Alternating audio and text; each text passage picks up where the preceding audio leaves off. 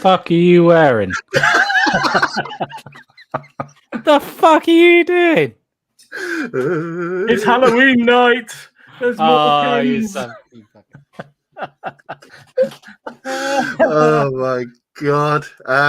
I've Martin, he's lurgied up. I know. Hang on, we got him covered. Hang on. Where's it gone? Hang on. Where is it?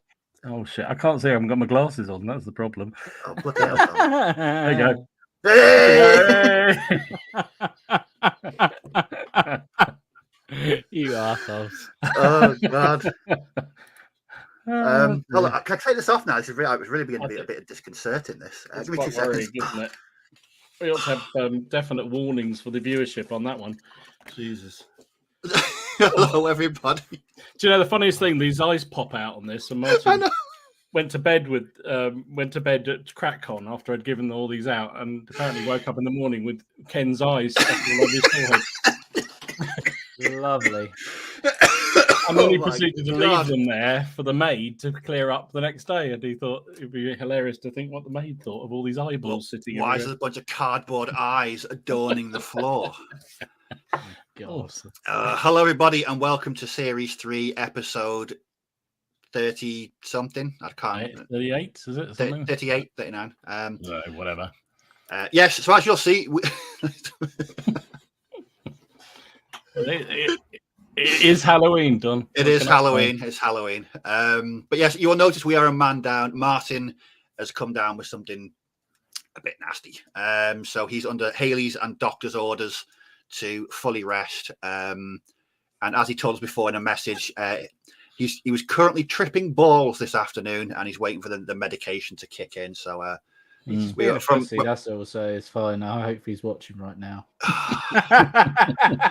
I, on the other hand, will show a bit more compassion to my friend by saying, "Hope you get well soon, Martin." That's it now. Tell your mother-in-law to get off the phone. Yeah, he rang me up this morning and said, "I'm not going to be able to do it." And I thought he wasn't even going to get through the phone call. He sounded so flipping awful. No. So yes, as you see, I've stepped in at the last minute to host this Halloween edition of the Plastic Crap Podcast, where we're going to be discussing wargaming horror stories. I can imagine there's quite a few. There's going to be quite a few, and I think 5 or 6 are going to involve knocking over new bottles of Agrax Earthshade and watching your entire desk just be. We should have a little quiz, shouldn't we? See how many people haven't knocked over their Agrax Earthshade or other branded shade.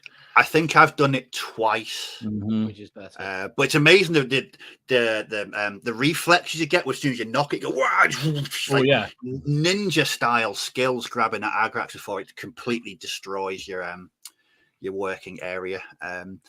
Big thank you to everyone that's watching this on the catch up. Although I don't think that there might not be, but I got a warning when I went live saying that we're close to running out of memory, so it might not be recorded. Oh no, record on Facebook. You're fine. Oh, will it? Okay, that's fine. Yeah.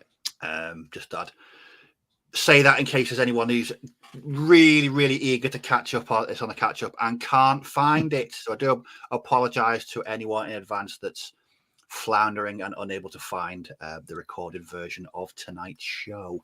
Right, let's see who we've got in. We got Rich John.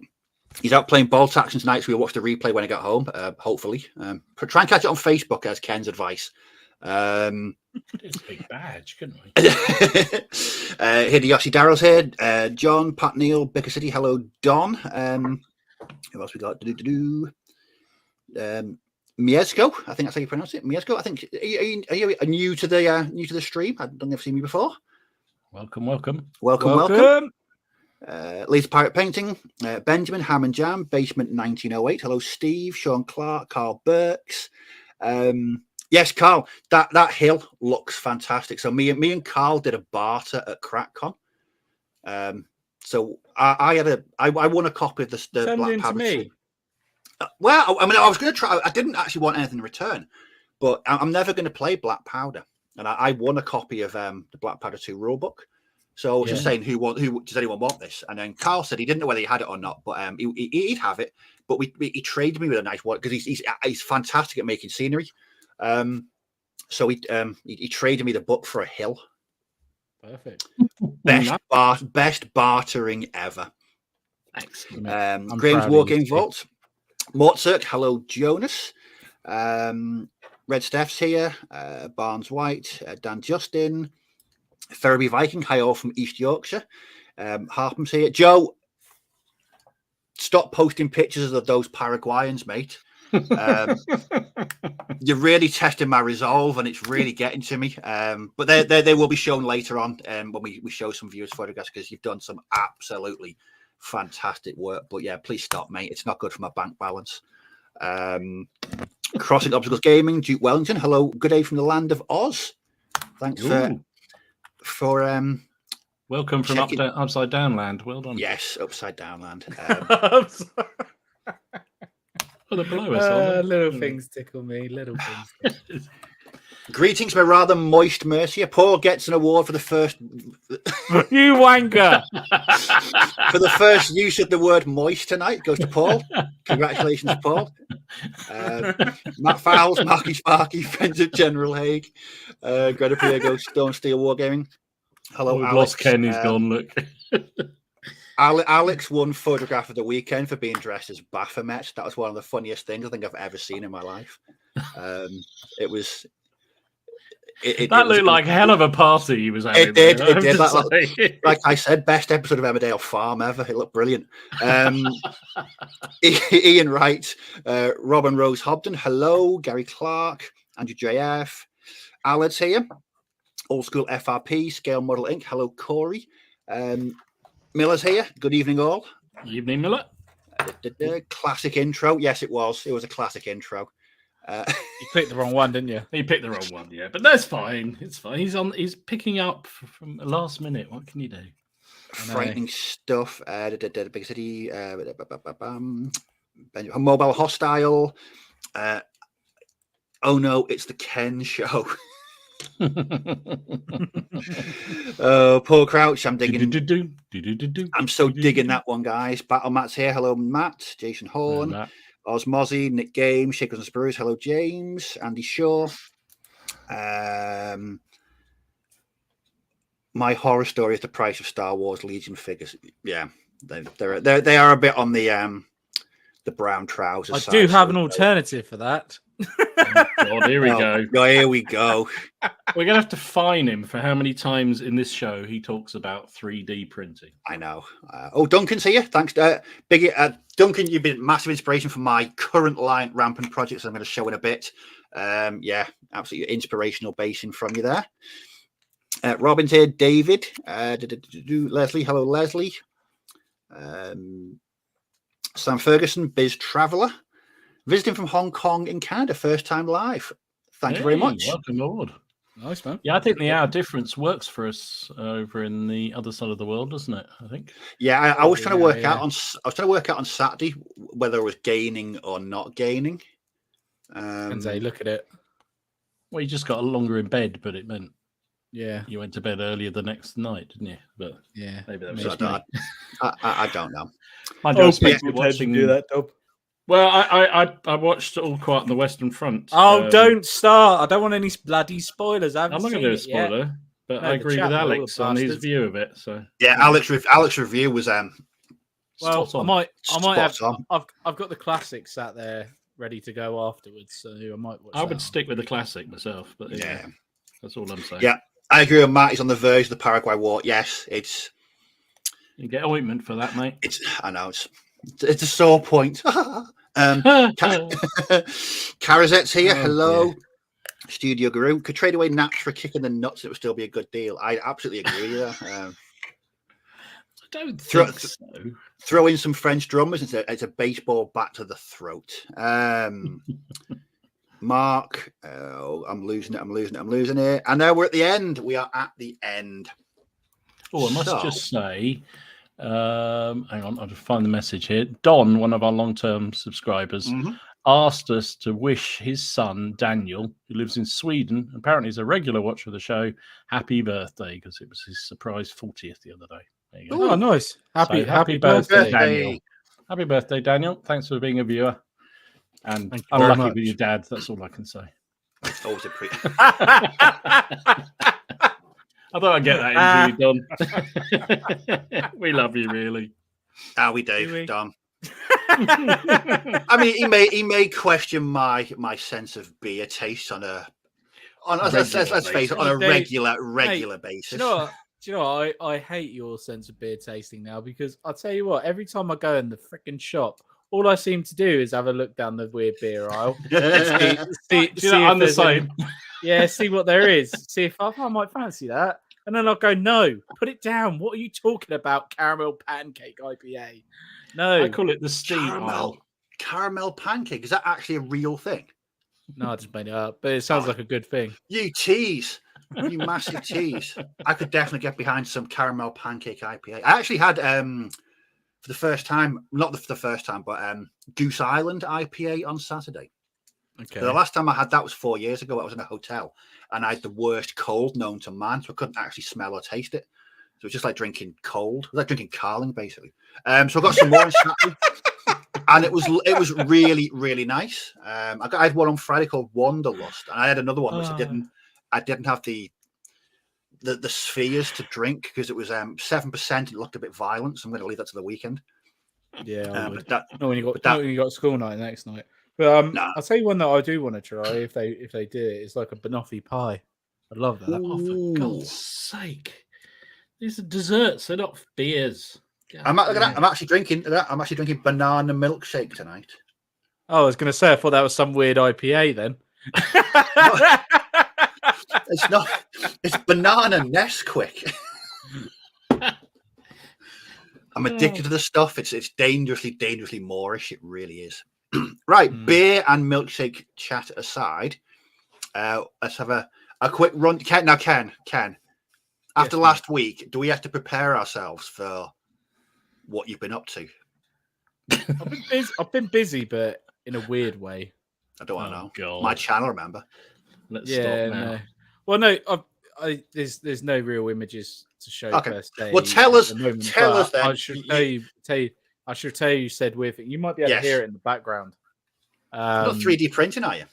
I am, funny enough. Oh, that's first fine. That's a pound in the box, right? Okay. But funny enough, right? So as everyone remembers, that's my drawer of shame, right? It's empty. Right. There's no plastic in there at all. Because I have decided to get rid of all my plastic. Because I am resin.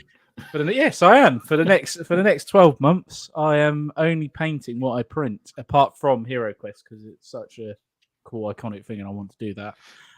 So a lot of stuff is going to go in the raffle for when we do eventually the next CrackCon. But yeah, I'm only got them all excited again now. Yeah. It's not this year. Let's put it out there. And it ain't early next year. So you're looking at late next year at least. So spoil. Yes, that's straight out there. But yeah, like I say, I'm 3D printing at the moment. I've got Elegoo Saturn 2, which is an 8K printer. I changed it already. So Ken, remind us exactly how long you held on to that previous printer for? 3 days. 3 days. 3 days. Another. Yeah, I sent it back to Amazon. All right. So I sent it back to Amazon, and then I paid the extra and got the bigger, nice, new shiny one. And then I've got like the station there. But at the moment, I've been printing out some more fins and stuff like that because I want to get a finish force for bolt action and that. But painting wise, I still had some what do you call them, for 40K, 30K stuff. So there's a classic Beaky there. Yes. There's classic Mark II helmet and also Black Templar, but these are all 3D printed. And they're definitely not Space Marines. They're space soldiers. Futuristic spacey warriors from the planet. Yeah, they're that's it. They're exactly that. They are not Space Marines. But Mr. Lawyer from GW. Don't say. Yes, they are not Space Marines. But yeah, so these are like my first test prints because I was deciding which ones to paint: the Black Templars, Space Soldiers, or blood space soldiers because vampire theme and all that because it's Halloween. And I've gone with I'm going to go with the blood angels when I'm thingy. But yeah, you can see the quality that this printer is. So is that just a novelty print, or is that you actually going to start playing it? Yeah, no. I've got a set of. Wow, that is the other thing I've been doing this week. I've been pointing up rules for Warhammer 30k in bolt action. All right. So using bolt actions rules, but using the models from Warhammer to play it, but using modified stat tables. So, like for example, right, Space Marines. Okay, they've got assault rifles. Would be the assault rifle stat in bolt action. Okay, all right. So they've got the range. Yeah. So they can fire more than once. Yeah. Right. So that would be like their stat. But then you've got like the Imperial, but they cost a lot of points. For example, they're going to be taken as veterans because they're veterans. But then you've got the Guardsmen that have got las guns, and they've got the bonus of having extra range. So instead of 24, they've got 30 inches. But I've chucked in a rule there: the closer you get with the Guardsmen, the more powerful their weapon becomes. So when you're really close to them and you're like right on top of them, their las guns are like really good, like Space Marine good. But when you're miles away, 30 inches, they're like pea shooters. They're only hitting on 6 plus 6, 6 followed by 6s. That's all they're hitting on. But you're getting more of them. So you get, instead of like a 10-man squad, you'll get a 20-man squad of them to represent it a bit more. What, of guard? Yeah, of guard, yeah. So 20. Yeah, so because you would have more guard than you would have Space Marines. The whole idea is to have the majority guard and, a few Space Marines in there as well, Space Marine squad, because that's how it is. But I'm working on a set of rules for it in a minute, also including the Eldar and the Orcs as well, because I do want to do a force and actually play it. So I think it'd be quite cool, because I think there's a few things. I want to take some stuff out of Musket and Tomahawks as well. Just combine a load of different rules from different rule sets and add my own twist on it, really. Have you had a look at one-page rules? Yeah, I have. Yeah, I have had a look. Yeah, there's quite a bit of inspiration there, to be fair. But for me, it's going to be, I want to paint a force up because I've never done it Space Marine wise, or Space Soldier wise, I should say. Space Soldier. Space Soldier. I've never done it before, and I just want to give it a go. And yeah, why not? As they say. Why not? Yes.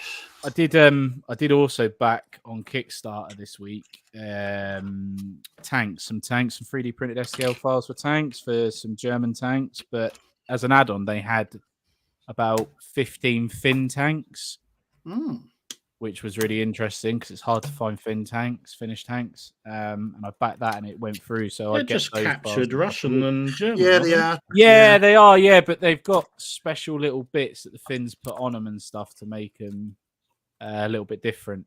So that's skis. Yeah, well, yeah, skis and other little bits and bobs. They're just slightly marked different and stuff like that. So I've backed that for that as well, which is quite good. I'm looking forward to that.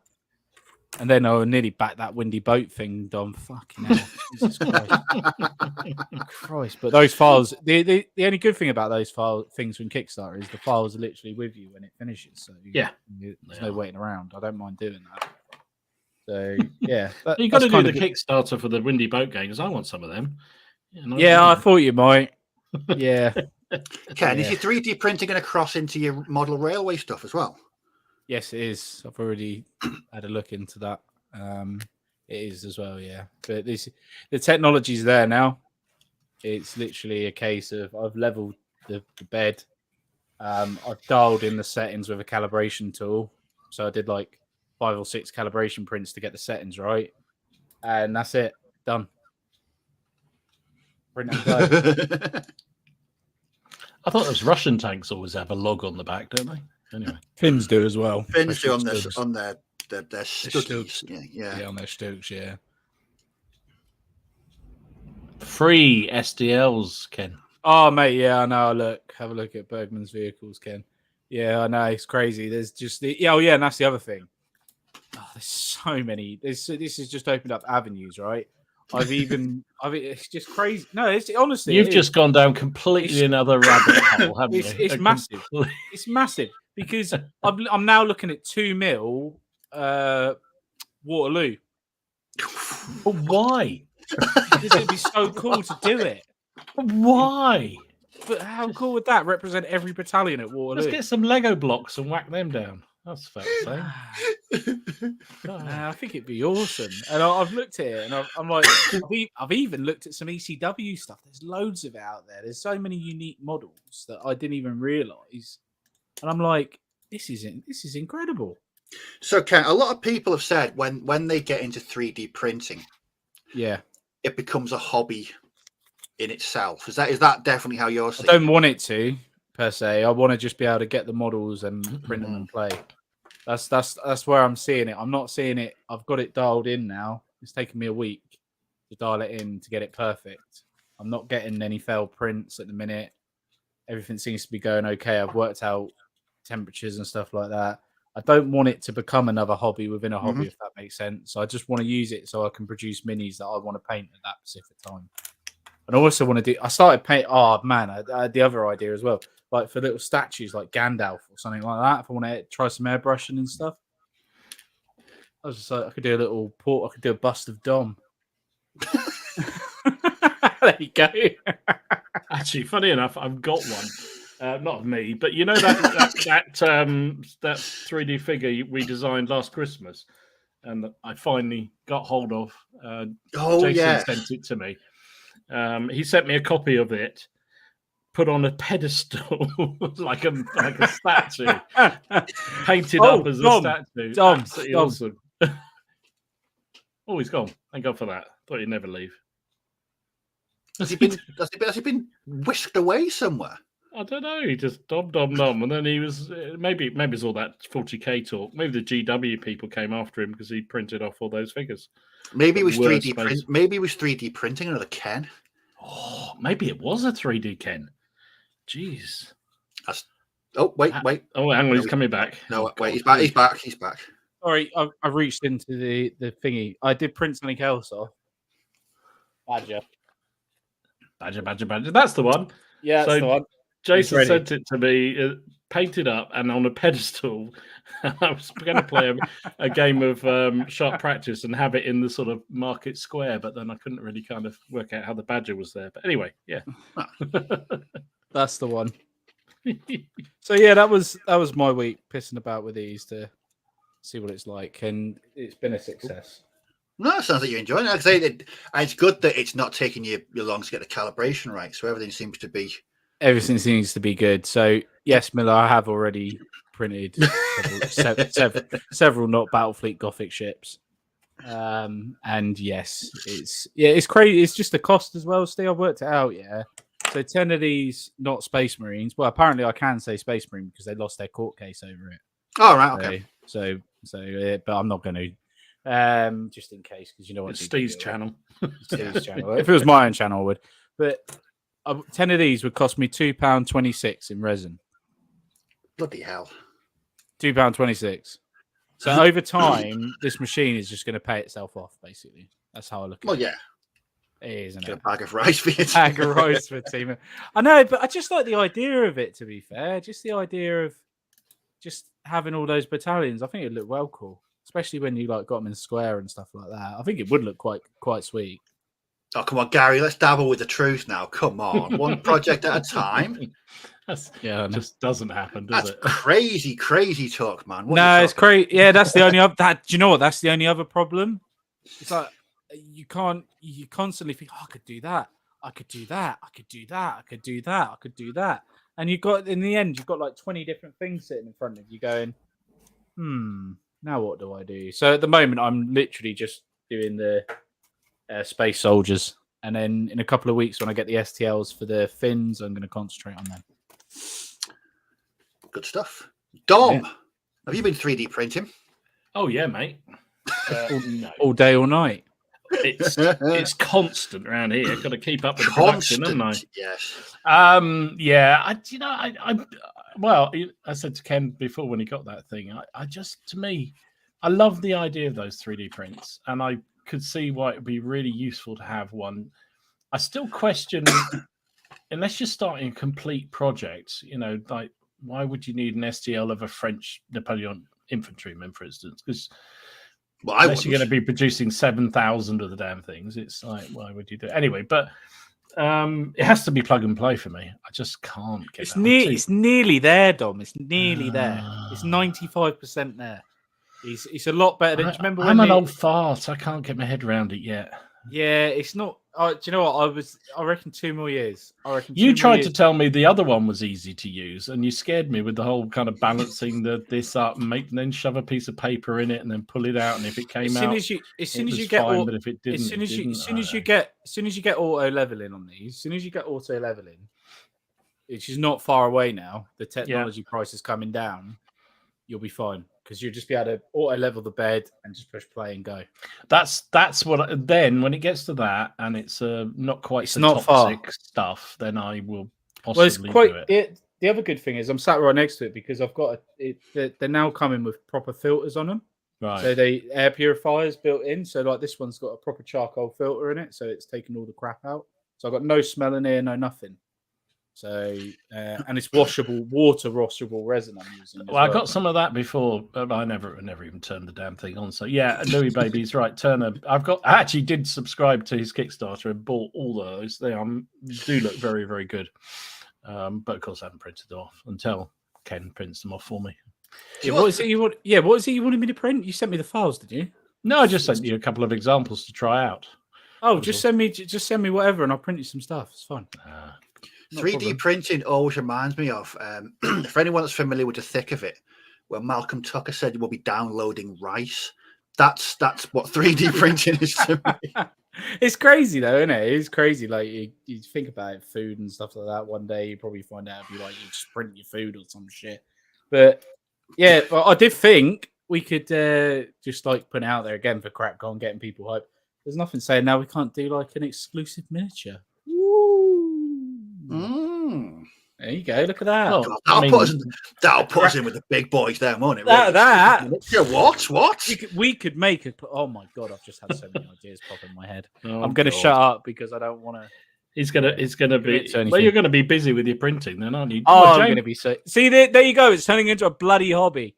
See, James printed off some lovely prints. For everybody. Do you know what? It's James's fault. It was James's fault. # I blame James because I saw how good they were, and I asked him what printer it was, and he went to Mars 2. I was like, "What? That was off of Mars 2?" And he was like, "Yeah."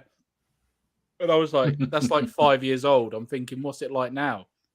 My God, it's changed. Talking about Mars 2 and James, that's the figure. I know. That's one lovely figure. That's lovely.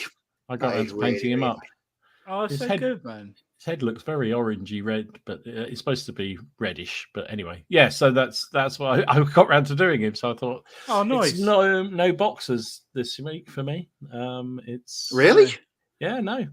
I have done some, but they're not based and finished yet. And unless they're based and finished, they can't be qualified as finished, can they?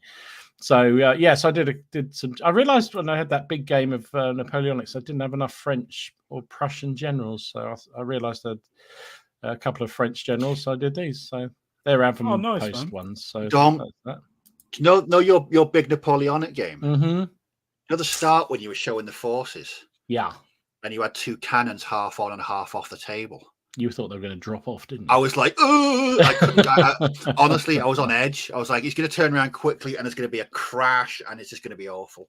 But, things like that. The good thing, I've got good spatial awareness with my big fat stomach, so I know exactly where it is, and it doesn't tend to knock it off. Now my arse sometimes that knocks it off, but no. So yeah, that was fun. Did some walls. Oh, nice. But you notice the bit in the corner missing. Somewhere I have lost a piece of the corner, and I don't know where it is. Oh, Jake. Well, good luck in finding that, Dom. Ken, couldn't you 3D print one for Dom? That's a good idea to match it. Can you match it? I don't know. If you got the STL files for it, I probably could. Yeah. Well, it's resin, so I doubt it. Well, it's old school resin. It's plaster resin jobby. No. Yeah, I mean, they were in a box for ages, and I found them the other day, and I thought, oh, I'll paint them up. So I paint them up. So, but yeah, the corner's missing. Either they didn't send it, or it's somewhere around here. So I don't know. But that's a bugger, because trying to match up something you previously painted. Yeah, just never works, does it? So don't like that. Don't like it. And what else? Oh, sorry, I didn't mean to show that. No, sorry. It's spooky night, isn't it? And I showed on the Facebook page, but I showed them again. This is my Viking band. Well, actually, the Norman infantry. Yeah, what you call Normans that are dismounted. Yeah, Vikings without a horse. There you go. So I painted those up. Simon sent those to me, so thank you, Simon. I know he's not. They're really nice. But, they were good fun to do. I just thought I'd get, for a bit of variety, get them done. So lots and lots of other. I'm almost finished a regiment of Napoleonic cavalry. I've almost finished another 20 odd boxes, but they don't qualify. So are you actually doing the Box Rebellion 1-to-1? I decided I am. I think he is. Yeah. I think it's the only way to do it. That's all I'm saying. Well, I think evidence would definitely suggest so. No, I think that's almost a yellow card coming out. Almost a yellow card. Almost a yellow card. But it was quite amusing, so we'll leave it. Oh dear. What's this one? I once paid my sister's dentist bill. Oh, once I paid, but I'll get. I was thinking, how did you pay your bill with a 3D printer? Don't give Ken ideas of paying bills that way. Don't. Jeez. Anyone's already said, why don't I print World War II vehicles for money? Slippery slope down. You've got to design them. You're going to start designing them. That would be quite fun. Not if I get a commercial license. We need to. True.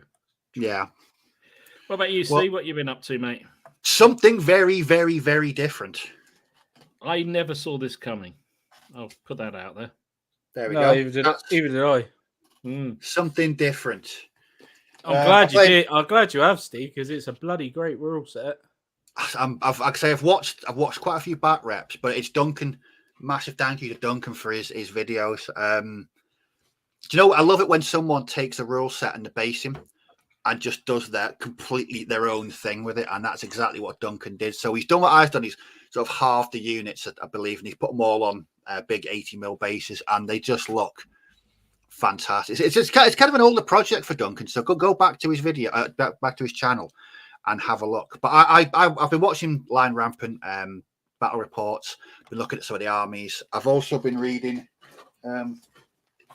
this, which is a very terrifying book full of utter sociopaths. But it's been really interesting because it's not a period that I know much about. So I'm sort of educating and painting at the same time because I've never really painted medieval figures. So here we go. What have I been up to? I've been painting some of these.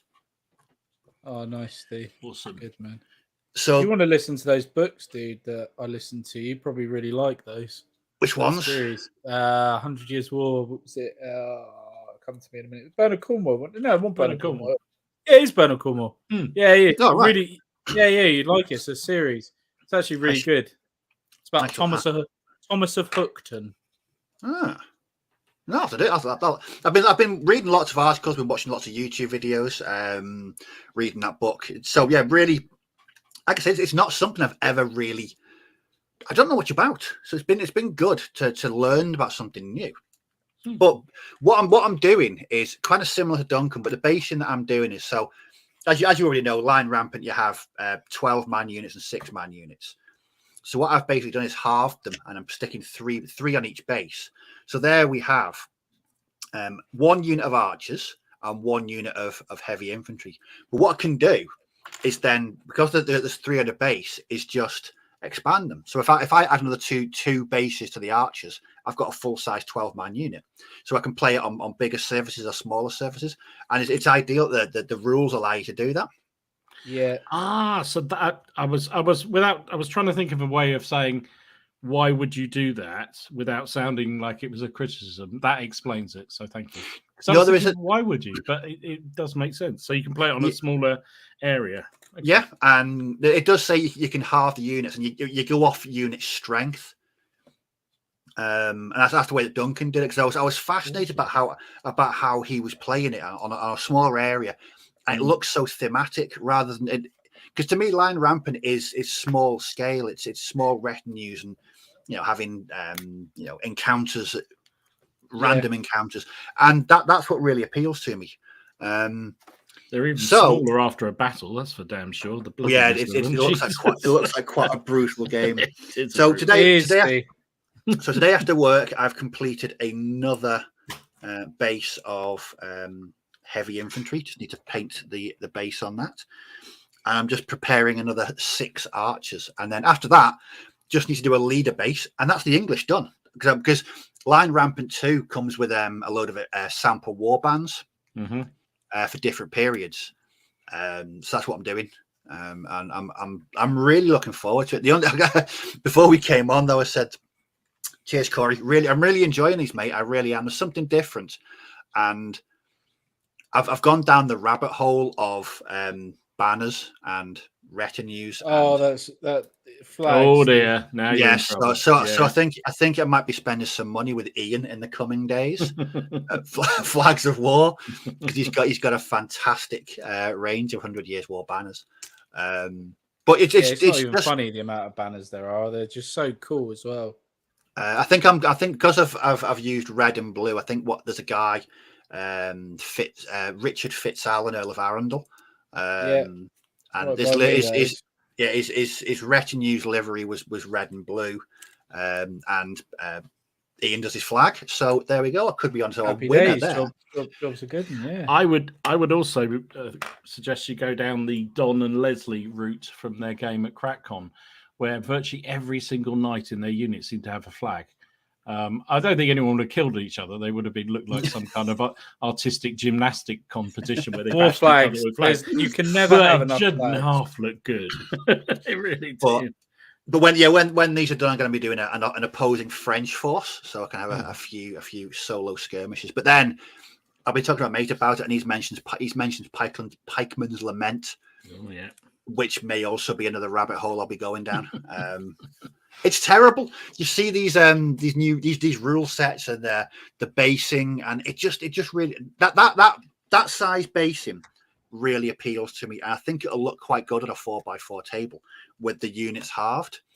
No, I am really looking forward to it. I don't think people were expecting me to get involved in medieval warfare. No, it would have been something I'd have thought you quite like, Steve, because you like that, like sort of like grim dark turnip sort of style. Yeah. I thought you might get into it, but I didn't realise it's a good set Lion Rampant to actually play, because the thing is with it, once you've played it once, Steve, that's it. That's it. You'll remember it. So it's so you never go back anyway. But it's so easy to remember the rules for it. Yeah, they are very simple rules, and they're very simple rules, and they're very effective. They're kind of interesting because all those rules are based on the same mechanics, so you can play pretty much any of them. Yeah, because they got little nuances, but whether you're playing the Men Will Be King through to there isn't a space one. I've never played that one, but there's a Napoleonic one. They're all very similar, aren't they? Very, very similar. Yeah. Yeah. But if we do Pikeman's Lament, I will definitely be basing like this. It's just nice, and I'm not having to paint 80 archers, because quite frankly, that'd do my Swede in it. It just wouldn't work. I've got 9 more. I've got 9 more figures, and that's my English 24 points. Done. I said that as well on Friday when I posted them. I definitely blame Duncan. But if you haven't already checked out Duncan's Lion Rampant project, go over to his channel, have a look. Just brilliant, absolutely brilliant. Ooh, awesome. Interesting. Firelock Games are doing a 100-year war version of Blood and Plunder. Oh, that's pretty interesting. Cool. Interesting. Hey, Richard, Workbench Warriors. Evening or first time watching live. Welcome, Richard. Welcome. We'd like to have you, but good to have you along. I think there's quite a few people catching us for the first time tonight. It must be the Halloween. Must be ghostly ghouly. Yeah. You know what's really good, right? I think they did. Some sweets for Halloween, and no buggers knocked the door. but it's absolutely tipping it down here. So good luck if anybody's out trying to collect sweeties. Given that, oh, sorry, wrong picture again. Sorry. Given that I live on the first floor, they knock at my door. They've managed to breach the security system and get in. So you won't be too pleased. Something will have gone wrong. What's Duncan's channel? It's Duncan FX, isn't it? Duncan FX, yes. Yeah. Duncan FX. There you go. And well, I like Duncan's channel as well. He does a whole host of different rules, periods, scales, games. Very diverse modeler and hobbyist is Duncan. Yeah, the only trouble, Matt, is that Steve is insistent on using plastic, and all bloody miniatures are metal. I mean, he's love a heathen like that. So I love bloody miniatures, so I may break my own rule there because I've never had a cause to buy or paint any of them, but whenever Richard posts up the latest wave, I'm like, I like those very much, but I can never find a reason to buy them. So this could be perfect if we start Pikeman's Lament, which I'm struggling to say for some reason. Pikeman's Lament. Just say the Pike one. Yeah, you did, James. You bugger. No, he didn't put. The Pike one. The Pike one. Yeah, so didn't Haley? Yeah, yes. Crackcon, I was well and truly. I'm not the only one to get beaten by Haley, but I was well and truly trashed by her. Playing Blood and Plunder, but I think I was up against the umpire who kept changing the rules every few minutes just to make sure she really kicked me. She was going to anyway, but she certainly did it. That was nice of him, wasn't it? Don, what do you think of Blood and Plunder? It's a fantastic game, isn't it? Absolutely. Do you know, I did enjoy it, and I actually did buy the colonial version or the late war version, whatever that one's called. I forget what they're all called. Similar thing, aren't they? But which I will read in the next few days because I'm going off on a trip, so I'm going to take it as reading matter. So yeah. Oh, no, I played that one game at the CrackCon 2, and I think I mentioned this on when we were driving back that if you can find a game where within 10 or 15 minutes you've grasped the main mechanics of that game, I think that's testament to a games writer and how they produce a really good game. Is that we weren't consulting charts constantly, or you're like Lion Rampant then, Steve. Yeah, well, I haven't read through the rules. I think I've already grasped it. I'm not even rolling the dice yet. But yeah, I've watched a fair few Lion Rampant battle reports, a couple of DOMs, some from Graham. VK did one. Ken, the eccentric man, did one as well. So yeah, I've been hammering people's channels recently. It's probably the most game I've played this year. To be fair, I've had about 8 games of it. Yeah, you love it, don't you? Yeah, it's just because it's really quick and it's really good. Yeah. Well, that gives us a chance to plug Farnborough Wargaming Society. So they are our club. I have to say that now. I'm contractually forced to say that. Dom nearly became the chairman of. I had never a chance of becoming the chairman of. So Farnborough, they're hosting a game of Lion Rampant at Warfare in a couple of weeks' time. So if you fancy coming along, come and say hello. I won't be there. Well, I will be, but not playing the game. But Alex is running the game. He'll be playing toys. He'll be buying toys. No, of course I won't. Just don't be silly. Yeah, Alex there on a Saturday. Neil's there on a Sunday, isn't he? That's right. I think both days it's Lion Rampant, isn't it? It is, yes. They're changing the scenario up. So if you're one of these lucky people that get to go both days, then you'll get to see two different scenarios. Look at that. Ooh, exciting. Only at Farnborough War Games Club. There you go. Right, let's as it's Halloween and the theme of tonight is wargaming horror stories. Let us tread feet upon the path to some repressed memories or games we'd rather have forgotten. Or that is just. I keep saying this to Dom. If anyone has seen the video "Do Hast" by Rammstein, you'll know there's a bit of a similarity there between that photograph and the Do Hast video, both equally terrifying.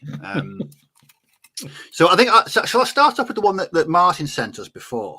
Yeah, because this actually made me laugh. What sick note? Sick note, God. Florence Nightingale over there. That's rich from the guy who barely made half the streams this year. So this is from this one's from Gary. So we're gonna kick off with a rule set one. So this is Gary. Mine happened when, as a youngster, I bought my first set of War Games rules. Imagine the scene. I have 2 small Napoleonic Airfix War Games armies on the table. I get home with my copy of Newbury's Fast Play Napoleonic rules. Open them up and come face to face with the horror of the casualty table with decimal fractions of casualties. It put me off wargaming for years. Dom, I gather by your reaction you are familiar with Newbury's Fast Play. Do you know, they are the most, whatever it is, the misnomer, the most. They were never fast play rules. It was just the most extraordinary thing. You call them fast play, and then, as he said, you open the book up, and literally they had, percentages and things of casualties. It's like, what the God is going on here? And I was a proper gamer then. I was playing competitions, and even I looked at those rules and went, "Nah, we'll file those." Jesus, they were terrible. They weren't terrible. They were of its time. Because bear in mind, in those days, all rules were like that, or most of them were. I remember we used to play a rule system. I think was called, Challenger was much the same. We used to play, I think it was called Retinue or something, and it was a medieval skirmish game. And it was like a reenactment. I mean, literally, when you went to fight, a game of skirmish would take you 4 days to play. It was just like, you worked out the range of the wind velocity, not quite, but almost that. And the penetration values of the arrows when it over a certain distance, and then where it hit the player. Oh, Jesus! It was fun though. I actually quite liked the rule system, but it just, they were hard work. When a games designer sits down, I know these are quite. I imagine they're quite old rules. Mm. When they sit down and write these, are they writing it for themselves, and the people just have to suffer because they like them? Or do they think, I'm going to do something a bit different and bring something different to the gaming table, even if it means having a 4 million page rule book? I honestly think that it was just the era of the rule systems. They were designed to be more reenactments than games. So people would spend hours playing a game, and that whole concept of getting a game over in 2 hours just didn't exist. It just did not exist. Isn't that real? Retinue had at least 3 different levels. Yeah, absolutely. You're right, Andy. I can remember that. In fact, I've got the rules down here somewhere because I saw them when I was clearing out the. We are never playing that. They are. It's only a leaflet. It's only a pamphlet as well. It's tiny book. In fact, I'll dig it out in a minute. But yeah, they were awesome. They just literally the detail of what they gave you. It was the closest I can think about them was like, remember that online game you were into for a while, Ken, where you were a little snot-nosed kid growing up and you had to train yourself to fight and all that. What was that called? Kingdom Come. Kingdom Come. I would imagine it's a similar thing to that. So just extraordinary. You had to train up, and it was awesome. That said, we used to have great fun with it, but 3 levels of horses. That has cracked me up more than I thought it was going to. 3 levels of horses. I'd forgotten that. It's quite right. But yeah, I think it was just the time. It was very much the era of those sort of rule systems, which is why some of the fast play things came in. Some genuine fast plays came in, took it over. You tracked arrow. You did. Absolutely, you did. Is this a game or some kind of simulation? And this was a skirmish game. This was a skirmish game. So I don't think Newbury fast play game for it, would you? Oh God, no. I'm going to find it because I can't remember how many it was. They said the rules were designed for in figures, but it was literally 10 figures or something aside. Let's have a look at some of the people's horror. Here's one from Benjamin. Not my horror story, but I told him a year or so ago, a guy left his army on the roof of his car. He drove off. He only noticed 60 kilometers later. Drove back and found it smashed on the road. That's pretty horrific, that really, isn't it? Oh my god! Yes, that's definitely a horror story, right? That is bad. Ooh. I do remember a friend of mine getting ready to go to a competition with his beautifully painted 7th edition WRG Army in a toolbox, walking down the stairs and dropping it. Oh, pain. That's why. Years ago, I used to carry. My God. It's well thumbed because in fact, that's what we got. There's another set of rules inside it. There you go. That's the rule system. That's the rules. It wasn't that big. Really? That's retinue. That just sounds awful. Yeah, with toolboxes, I used to carry a 40k army around the toolbox, but I was so paranoid about the lid open. I used to put elastic bands around it in case I had any errant openings and they just destroy my figures. This is a good one from Studio Guru. Biggest wargaming horror story: drunkenly selling a newly painted army outside a curry house on the first day of a 2-day event. That is awesome. Wow. Here we go. From Mark, letting a friend borrow my mint condition Warhammer 40k compendium book many years ago and getting it back a few weeks later less than perfect. Oh. No. I'll lend book to anyone, but they've got to come back to me in the condition they went out in. Agreed. My friend's wife once lost my special copy of American Psycho. I lent it to her in a pub, and she left it in the pub and went home, and it was never found again. So it's lucky it didn't take any. It's lucky it didn't take any cues from Patrick Bateman on the way back. Let's have a look. Here's one from Steph. About to varnish about 30 bases of 10mm FPW, and for some reason I test sprayed on the board next to them. Turned out to be a white primer and not varnish. I had to sit down to recover.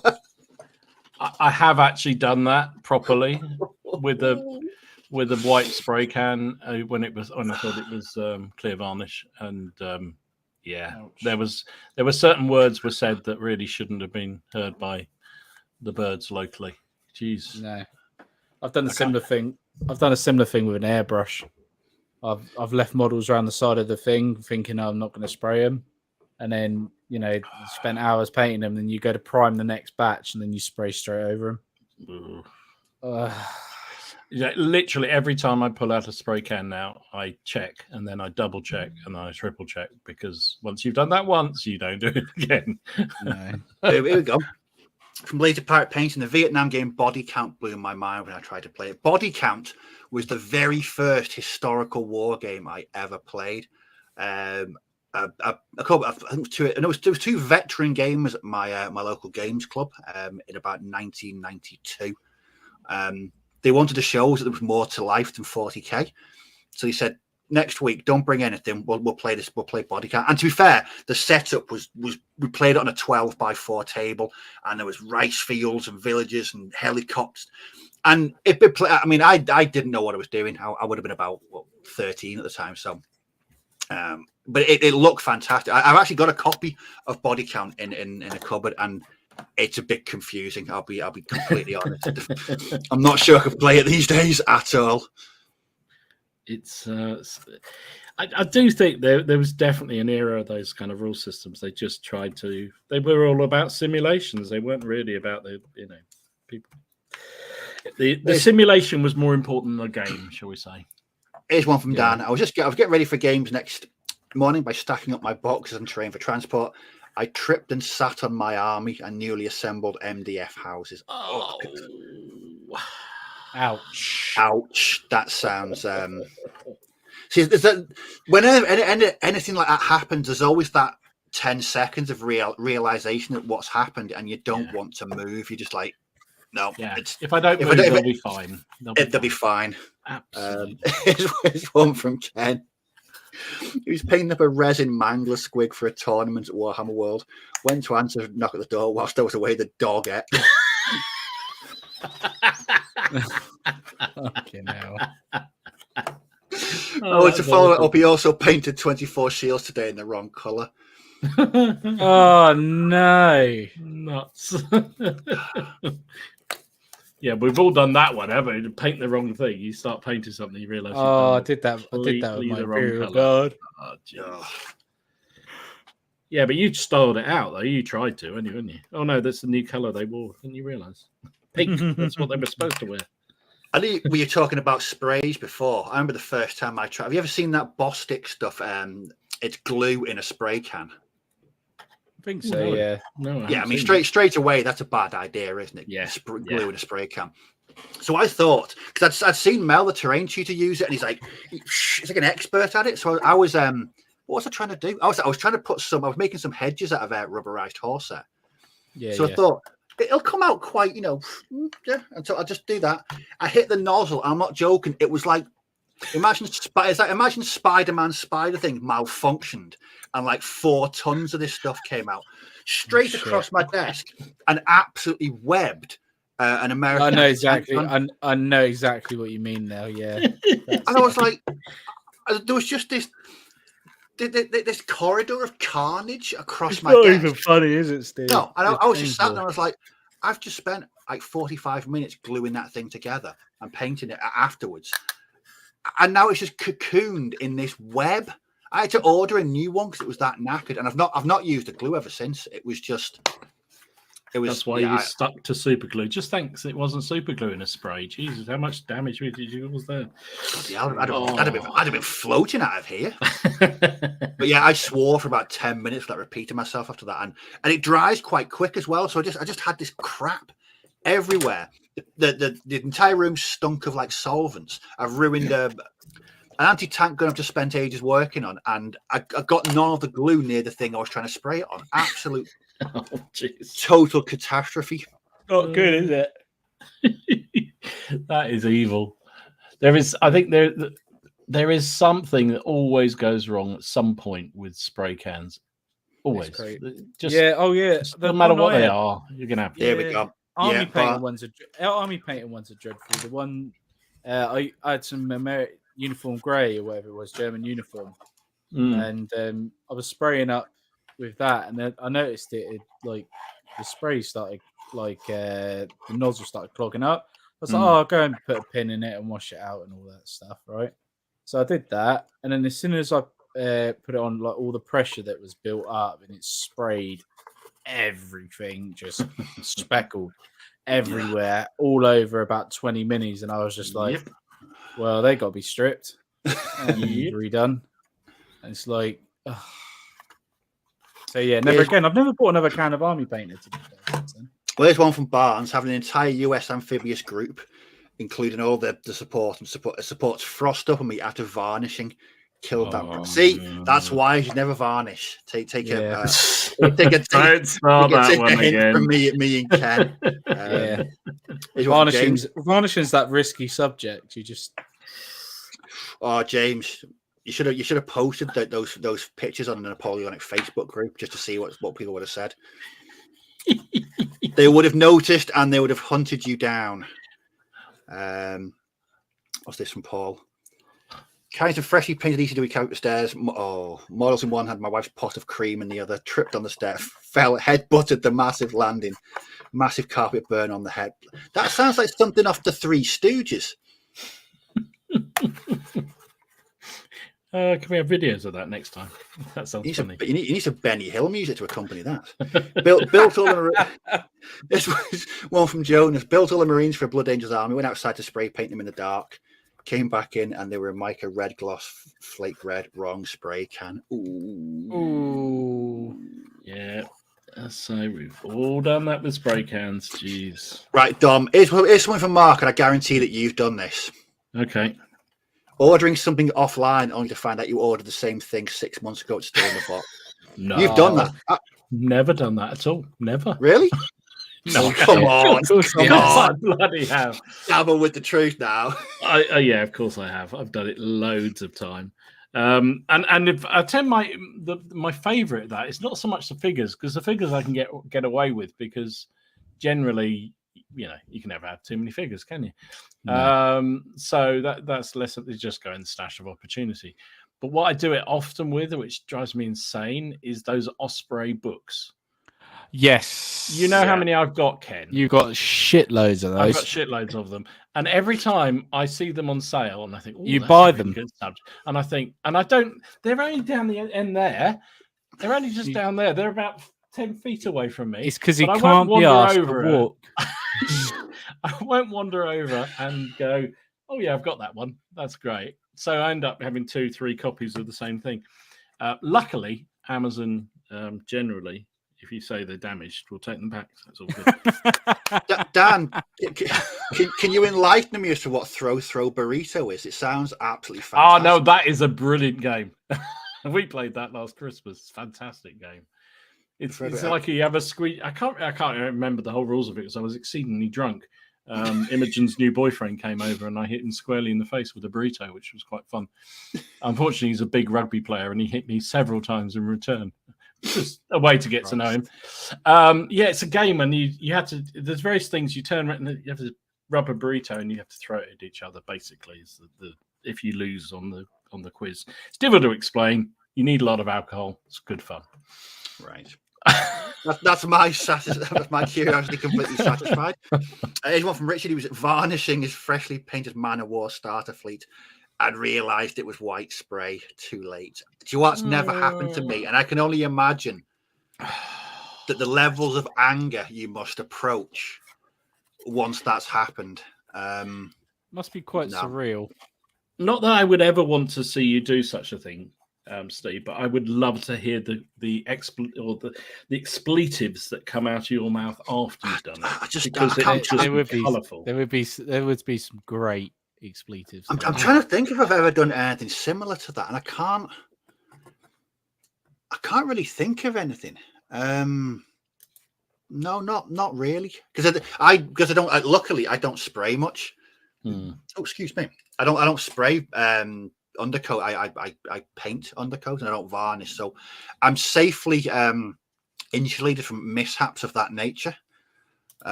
I've just thought of another one. This is definitely a horror story. Christmas Day, 1997, I think it was. I got it was a model kit of the ship from Deep Space Nine. The little, it's like a run around or something. Anyway, I thought I'd start just preparing it on Christmas Day while nobody had turned up.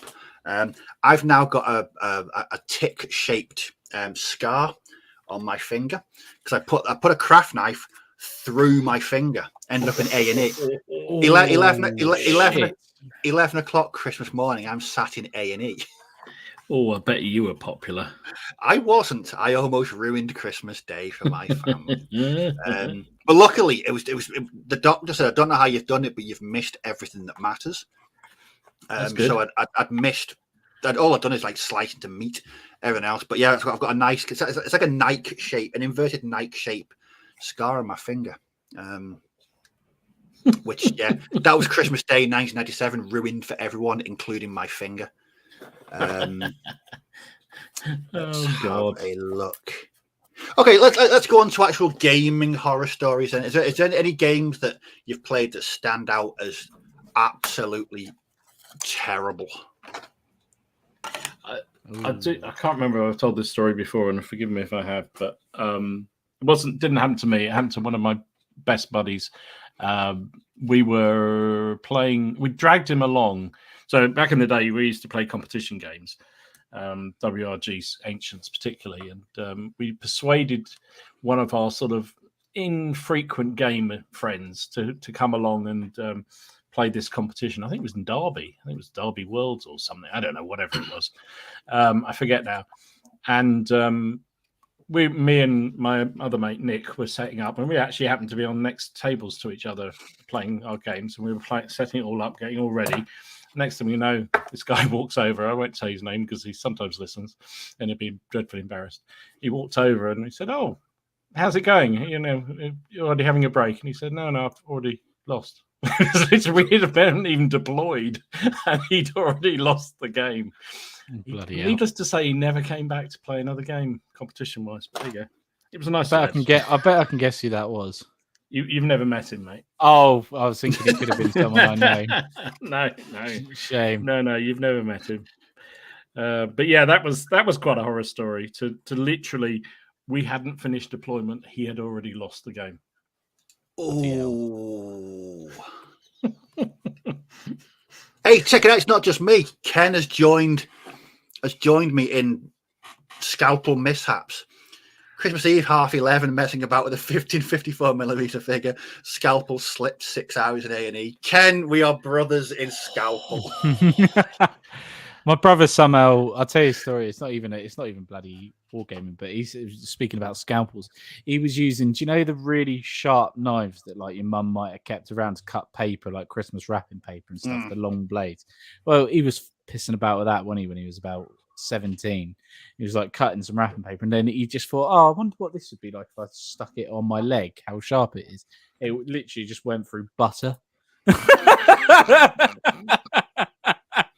The old how sharp is it trick. Yeah. So he called my mum up and said, yeah, I've got the knife stuck in my leg, so I'm going up the hospital. It went in about 2 inches.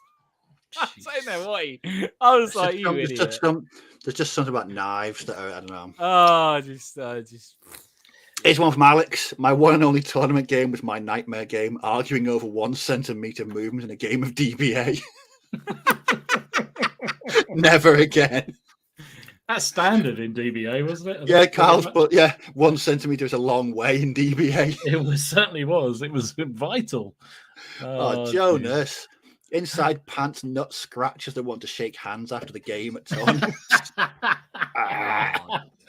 That is grim. Man. Rank. And it's probably happened. That's grim dark. That is, Jesus. That's not good. Properly nasty. Yeah, that's horrible.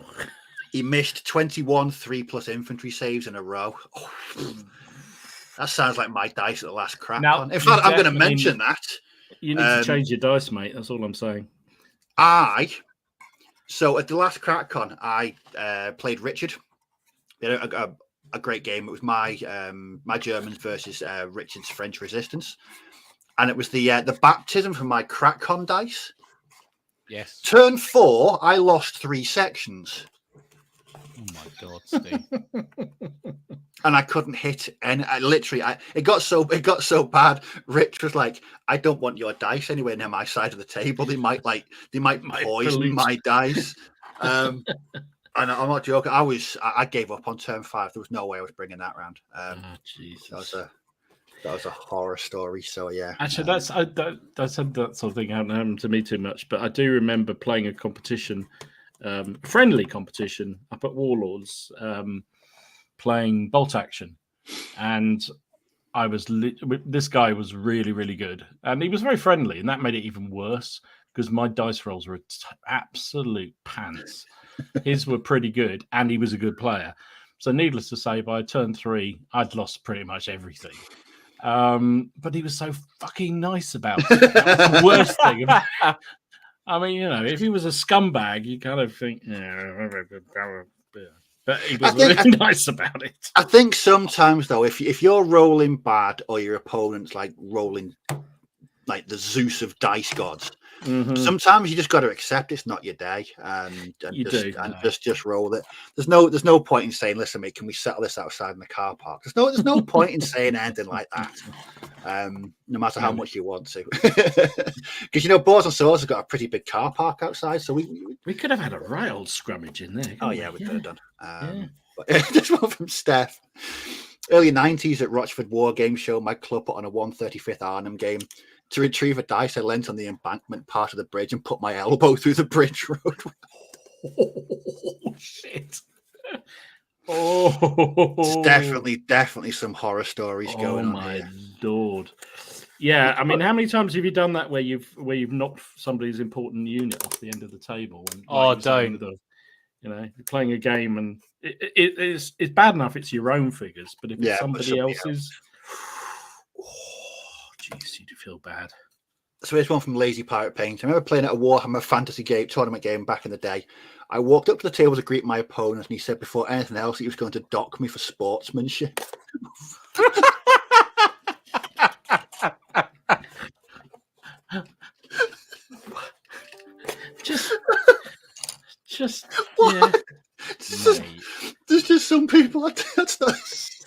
some proper twats, aren't they? Jeez. Sorry, Steve, you're channel. That's really tickled me. Oh god, I can just imagine that. Hello, sportsmanship. What the hell is wrong? What the hell is wrong with some people? Some people can't spell it, can they? Jesus. Oh my lordy. Yes, Steve's got it right. My abysmal rolling at CrackCon 2 made up for my absolute tabling of Drew at CrackCon 1, where I've never played a game like that, where I was incapable of rolling anything but 5s and 6s, and Drew couldn't roll up. In fact, the game lasted about 15-20 minutes. I don't think Drew rolled above a 3 the entire game. And I was trying to introduce him to why Firefight's a great game. By completely tabling him 6-0 in about 15 minutes. It was pretty bad. I always, whenever I see Drew, I always apologize to him for that, because that was a that was a humdinger of a game for him. Oh god, listen. 30 years war, Polish winged as our army. All foundry miniatures were accidentally thrown in the dustbin by my wife. I told her to throw away the red box files, but she took the wrong boxes. Oh my god, that is divorce. Oh Sorry. my god, divorce. No, there's no way back from that. Sorry. How could you? Hey up, Ken. Come on, Ken. I imagine Ken's got some pretty horrific horror stories. Come on, Ken. Regale us with some of the stories, mate. Probably about round dice. Yeah, Ken, do you remember that time when you were forced to drink Thai food tea? That's a horror story, isn't it? Oh, I'll tell you what, it's just Northerners, and they're not appreciating a good brew from Thai food. They're just not doing it. They're just not appreciating that good Thai food brew. It's all about this Yorkshire tea crap, I've heard. I'm still so disappointed. Lardy Day Saturday, leaned across the table to move a unit first move of the game, caught it in my hand and snapped a spear in half. Had to apologise profusely. Oh, God, you would. Oh, I don't want to know what to do. Here's one from Paul. Had a mate who somehow slipped. I'm sorry, mate. Sorry. I'm sorry, Ken, for bringing it up. I didn't mean to, mate. I know you probably still have sort of traumatic flashbacks from consuming the evils that is Thai food tea. Had a mate who somehow slipped and impaled his hand on the pikes. These are Perry Brothers pikes, which are like surgical needles. There was claret all over them. Oh, God. That sounds like Martin, that does. Martin's good at doing that. Stabbing himself with pikes. There is something about those metal pikes when you do it. It just you're going to do it, but still you manage to stick your hand. The worst is when you reach in the box to pull them out. Yeah. See, and this is why I only own plastic miniatures, so I could stick them into my hand if I was a weirdo like that, and it wouldn't hurt at all. But the metal ones, I can imagine the metal ones. Oh God, no. You can put metal spikes on plastic figures, mate. I've done that before. Yeah, you can. Yeah. Yeah. Oh, actually, no, I did. Years ago, I was painting some Peter Pig pikemen from the English Civil War, and yeah, I put my hand on them, and yeah, it hurts. It really hurts. Yeah. Yeah. In fact, I think some of them, a decent Ken-sized pike block could be treated as an offensive weapon in some. I was going to say, a decent Ken-sized pike block's 9,000 figures square. Yeah, true. Yeah. Is that one of those things? When people lay down a bed of nails, is that a bed of nails? Now Ken's just put his pike block on the table. Pike block down, exactly. In fact, there has been known for the police to borrow it because they need the stingers out somewhere else. They want to use it. Yeah. Ooh, from Gary, had a pike needle go inside his fingernail. Oh, God. That's horrible. Oh, God. It's definitely horrible. What's the worst? I did have a really nasty one. Do you know, what was it? Do you know, like the Chaos rhinos, they have all the spikes and stuff? Oh, yes. Yeah, so I decided to step back once, and like it wasn't even my model, and it kind of impaled my foot, and yeah, it wasn't nice. I'm not gonna lie, it was very painful, and it's a good job it was corn. Let's put it that way. There was blood for the blood god. Oh yeah, you certainly you certainly got into the spirit of things there. Oh yeah. people from the hobby from the outside looking in don't realize how dangerous the hobby can be. It's an absolute minefield. I mean, if you're into minefields, I'll tell you now, this bloody ship here, right? If I took that out, that is an offensive weapon. That is solid metal. This would do incredible amounts of damage if I decided to use it as like an offensive weapon like this. I just want to throw up a disclaimer now. Please don't use your models as offensive weapons. But if we're out in Derby, CrackCon 4, we'll get Ken to walk in front with that in a sock, and it'll be fantastic. That in a sock is basically a mace. It's ready to go. Yeah, because the last time I checked, the police looked down quite dimly on that kind of thing. I was going to say, don't we have several police subscribers? We do indeed. Again, disclaimer. Awesome. What about the one I'm always intrigued by is figures going missing at conventions and things like that. Has anybody ever had that? Yes. Flamethrower. I was always paranoid about that whenever I go to a competition or to days when you used to put games on, and just keep an eye on those little tea leaves coming to nick your figures. Tea leaf. Now you know Dom's old when he calls them a tea leaf. Yeah, they are little tea leaves. I ain't heard that for years. Tea leaf. Yeah. Oh, it's been a while. Oh, you made my night, Dom. You have. But yeah, no, I'm here to please you, mate. I had one with a flamethrower once, a bolt action flamethrower. It's doing my head in. It was for about 2 years. I thought some pikey sods nicked that. He's had it, but no, it was my fault. It was actually my fault. To be fair, you'd left it somewhere. No. I put it in the case, but I'd put it in the wrong place. And knob. So it's all your fault. So 2 years later, I find it, and I had to apologise to my mate profusely because I accused him at the time of taxing it from me. How about a defensive weapon? Yes. I think it would be a defensive. Actually, here we go.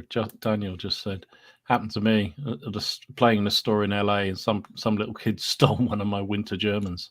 Oh, I never understood. I mean, sometimes you see posts on Facebook about people having entire armies like swiped from. Yeah, tournaments. I know.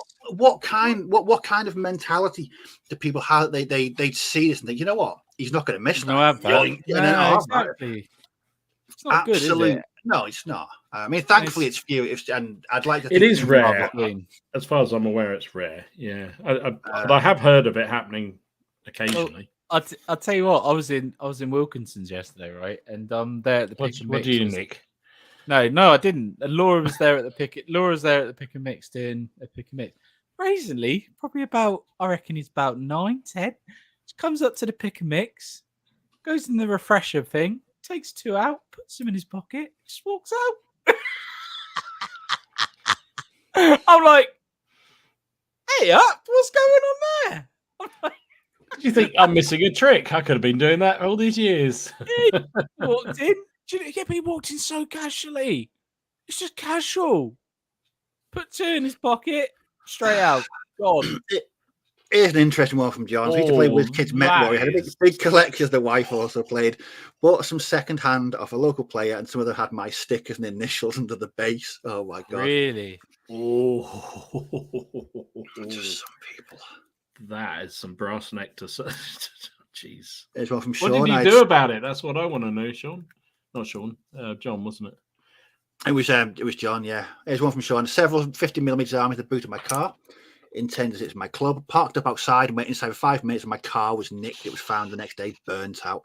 I think that goes a bit more than beyond a horror story there, Sean. That's terrible. That needed a warning. That one. Jeez. That's not nice. Oh, it is a terrible one. Look at this. Once there was a live stream where they had masks with a picture of one of the members. Do you remember that, Dom? Ooh. Don't know what you mean, mate. Don't know what you mean. You absolute arseholes.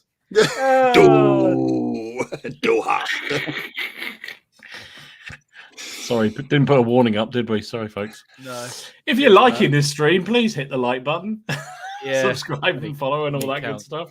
It may the thing is, it may not even be on the channel afterwards because I think we're going to have some recording issues. So still be available on Facebook, but on YouTube it may not be there. So yeah, it's one of those things. Yeah, no, there are some pretty awful horror stories tonight. I mean, yeah. I do think that I think generally most bad things that happen are just stupidity on our part as gamers, aren't they? I mean, generally people aren't malicious. I've never seen anybody deliberately break anything of somebody else's or that sort of thing. But geez, yeah, I didn't see it, but I think Liam did once. You say that Liam was at where was he? He said he was at a tournament somewhere, and he was I think his fault actually. He was playing, and then someone got really pissy and shitty and was really argumentative about a rule. And he picked up this guy's tank and just threw it against the wall. Oh, that's not good. I have to say, even if they're being a complete cock, then that is still not right. I was going to say, it's at that point, you want to sit down and, reconsider. Evaluate yourself. Yeah, yes. Reconsider your life choices that's taken you to the point where you're smashing someone else's tank. Right? Yeah. Don't get it. It's just uncalled for, if you ask me. Yeah. Especially when it was probably based as well. I could understand, I can understand it if you have a bit of a nice scenic base on it. Only joking. Yeah, lifetime ban for that. Absolutely agree, Andy. Oh, jeez. Yeah, have we got any news? Oh, yeah, we do actually. I think we'll do some news. I've not got any news. Dom, you can lay the news on us. I'd put this one up because I thought you were going to mention it last week. Oh, yes. Oh, yeah, the Huey. Yeah, I mean, nice, isn't it? Apart from the fact of why bother? Why bother?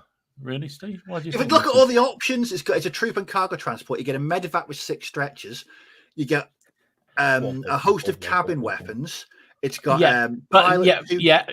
Forget all that. Look what it says down there. Number of parts. Yeah, 222 pieces on 6 sprues. That sounds actually immense. Oh God, a day!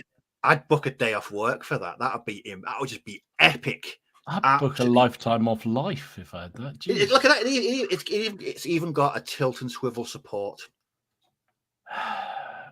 I fully agree. It looks lovely, but why 222 pieces? That's all I'm saying. I don't know. I don't know. But imagine just booking the day off, turning your phones off, Vimto on tap, and a 60s Vietnam soundtrack, just playing all day. That's my idea of heaven right there. It'd be a great day. You're not alone. Yes, it does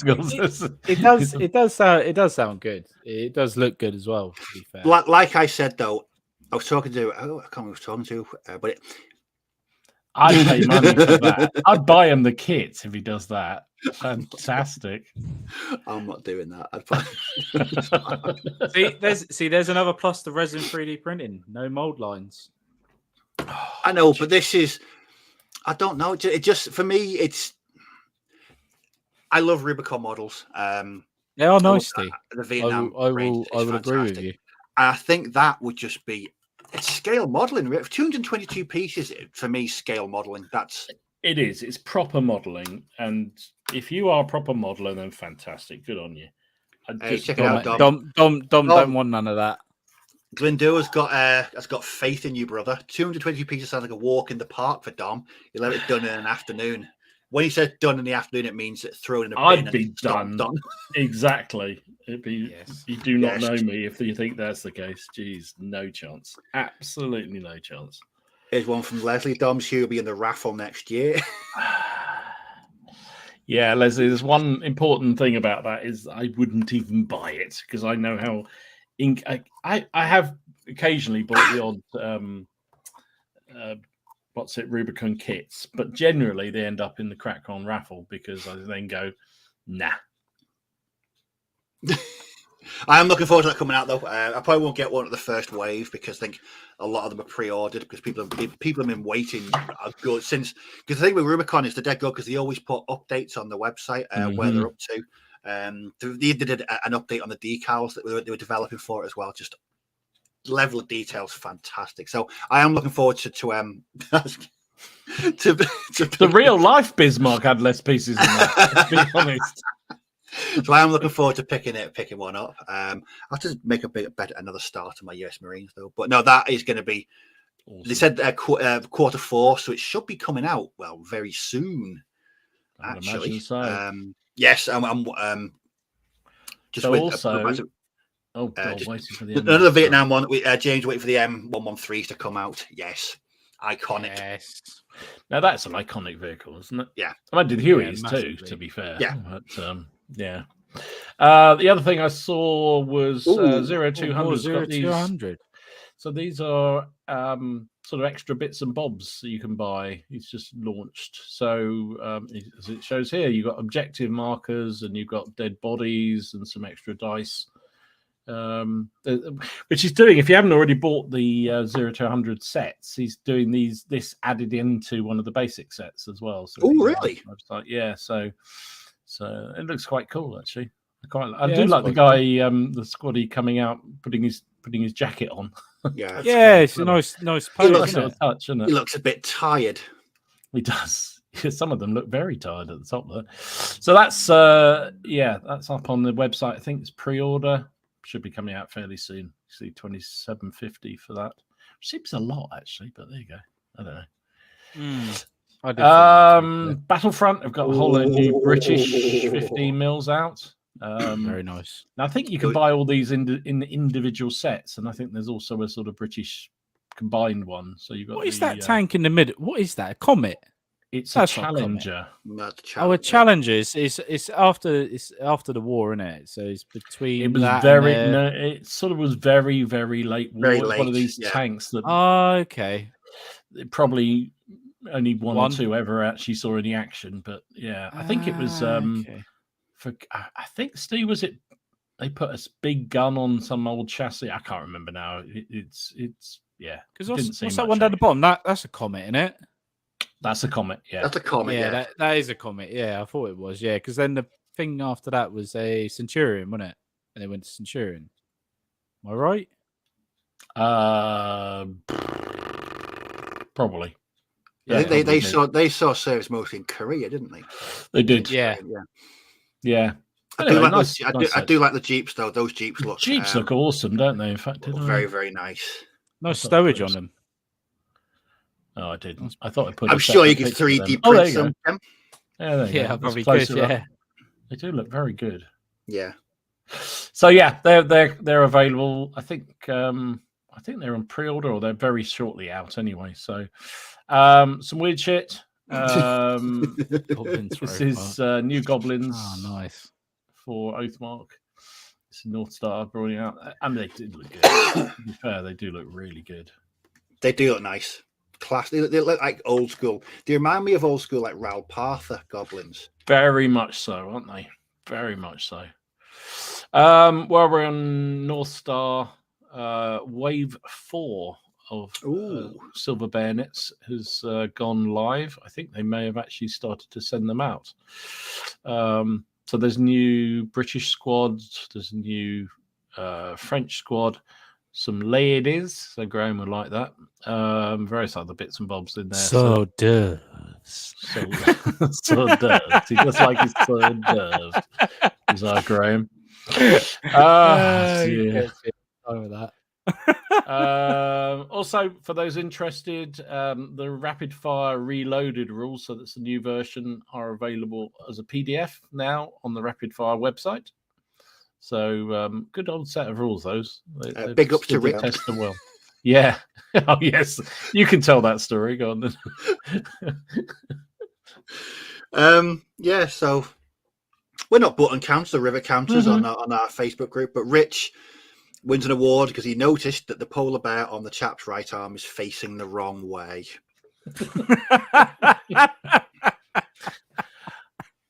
And even now I'm looking at it and I've blown it up and I still can't bloody tell it's even a polar bear, let alone in which way it's pointing. But there you go. Rich, you are now officially the only polar bear counter on the Facebook group. So congratulations, mate. It's a great honor. Oh, Jesus. Awesome. What else? Talk about more weird shit. So this is Crooked Dice, which somebody pointed out they kind of look like the monsters out of Scooby-Doo. Which they sort of do, actually. They do. They 100% do. The minor 49. That is the monsters out of bloody Scooby-Doo. Yeah, I think it might be. It might be. Of course, they don't 100%. Say so. The minor 49 of the sub. Yeah, that's the monsters out of Scooby-Doo. The headless. Yeah, that it wasn't a clown. It was the evil old man Withers. Mm-hmm. Yeah, 100%. That is the monsters from Scooby-Doo. That's where that inspiration's come from. It's cool though. Very cool. Yeah, they look really good. Yeah. And so the final one I picked up on, which I thought is absolutely goes back to some of the earlier conversations we were having about Ken's 3D printer. So Gema Miniatures are about to launch these Carthaginian citizen miniatures, but as you can probably tell, they're 3D prints. So he is going to start doing 3D prints, which is kind of intriguing because they've always been very much about metal figures. And see a big, reasonable size manufacturer who does some specialist figures producing 3D prints a lot cheaper. Yeah, it is. It's cheaper to print. It's so much cheaper, and the quality's there now. That's what I'm saying. Yeah, like I say, give me a couple of weeks. I'll get these Blood Angels painted up. You guys can have a look at them. You can see what you think, and I'll also get the fins done properly. And my goal by the end of the year, hopefully, is to have like a little army that's fully 3D printed and be able to use it. It's kind of the goal. Yeah, I definitely can see it. And especially at smaller scales, like 15 and stuff, when you haven't got to look at the huge amount of like up close detail. Like the stuff you sent me and stuff. You'll have to send me those files, and I'll do some prints for you and bring them down the club. And, yeah, definitely. Awesome. It's a good shout from Alex for Stowage. Red Dog UK. I can actually vouch for them because I've bought 3 of their 28mm stowage sets, and you get a lot. You get a lot in the bag. A lot of it. It's resin. It cleans up really well. It's really detailed. No, I can absolutely recommend Red Dog because they do 15. They do all the way up to 1/35 scale as well, I believe. Really? Wow. Yeah. Wow. So yeah, definitely, and I think they've got their own shop on eBay. I generally tend to pick up stuff from them off eBay, but yeah, definitely, all your stowage needs, head over to there. A great company. Yeah, and it's rare that you get that amount of resin for very very little money, and you get so detailed, and it's a lot of it is. I get the Allied one. I think it's the Allied, but it's you can use it on. On anything really, really good. I've done the 15mm stuff looks good as well. Paul's. Oh, sorry. Yeah. You were about to pick the same one. It's all about Scooby-Doo. I'd actually enjoy that. I think that'd be quite fun. If anyone mentions that I look like Shaggy. He does look like Shaggy. Apart from that, Mr. Chad looks like Shaggy. Another horror story from Nick. Go on then. Started during this stream. My God, we got an up-to-date one. Trying to glue together an MDF Torii gate for Samurai. Broke it all and glue all over. Looks like a shipwreck. I'm not having much more luck with me new house because it's not looking very new because I'm finding it really freaking awful to put together. So I kind of feel the same for you, mate. Bloody hell. Jeepers, a clue. Jeepers a clue. I did used to love that program. That was great. Scooby-Doo. Imogen loved it too. It's amazing how they got. It's good, man. They managed to get about 1 million episodes with the same plot. Yeah, every time. If it wasn't for you and you regular kids, you pesky kids. Swines, honestly. Oh, it's interesting. Miller says Avonpost have released images of the new Northern War range. Great Northern. Nice. So that sounds interesting. Didn't see that, so I have to go and check that out. Which reminds me, if you're looking for Avonpost stuff, then check out Mez's page. Yeah. He's got Some serious discounts all month. Yeah, he's got a sale for November. He's not just doing Black Friday. He's doing Black November. He's got some great discounts. So yeah, head over to Mez's Minis. Friend of the stream. Yeah, really good. And also, I've got some for sale. Hang on, I'm going to have to give a prize for this comment from. My fiddle, yeah. Man, you can have that for that. That's a beautiful thing. Award, does he? It's a beautiful thing. I've got to agree with Carl here. Oop. As long as there's no Scrappy Doo. I didn't like Scrappy Doo. That's just where the whole thing went down. I just ruined it. Yeah. Awful. No, Mark, I was being disingenuous. I grew up watching Scooby Doo. It's one of my favorite programs. How the hell have we got on to talking about Scooby Doo? Who would have thought tonight when they tuned in to the Plastic Crap podcast we were going to be talking about Scooby Doo? Can't go wrong with this. Can't go wrong with a bit of Scooby Doo. If they're not used to the fact we wander off on all kinds of crap, then they shouldn't. They obviously don't listen very often. That's all I'm going to say. No, they don't. No, true, Don. It started off with us all wearing masks. I think it went pretty much downhill from there. Yeah, there we go. Awesome. Yeah, well, yes. Oh my God. Oh, we got any more horror stories? They did a mystery machine as well. No, they don't. Somebody just the mystery gang, and somebody does a mystery machine. Oh, look, Ken's gonna go looking now. This is something I don't need. I don't need in my life. I probably do, but I don't need it at the moment. No. Yeah, you do. I've already branched out into medievals. I don't want to go back to. It was 1970s, wasn't it? Scooby Doo. Was it 70s or 80s? It went right through 70s, 80s. Yeah, I watched it in the 90s. I remember watching it in the 80s when I was an 80s kid. I remember watching it in the 1980s. Yeah, I love pissing Laura off because she's an 80s kid, and it really annoys her. I say you're really old. You got another one. Long before MDF, I was cutting some plywood with a sharp knife. Yeah, I can see your problem right there. That sentence sums up what's about to happen.